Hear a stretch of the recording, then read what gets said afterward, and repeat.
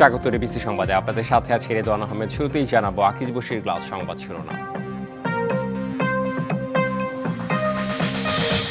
বঙ্গবন্ধু জাতীয় চার নেতা সহ মুজিবনগর সরকারের সবাই মুক্তিযোদ্ধা, কর্মকর্তা কর্মচারীরা সহযোগী, সংজ্ঞা পরিবর্তন হয়নি জানালেন উপদেষ্টা।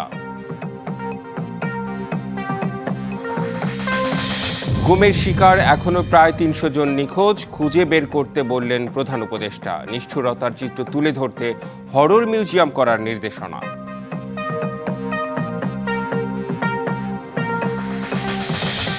কারো মতামত না নিয়েই একমুখী ও গতানুগতিক বাজেট দিয়েছে অন্তর্বর্তী সরকার। চাপ বাড়বে শিল্পে, কমবে কর্মসংস্থান, বলছে বিএনপি।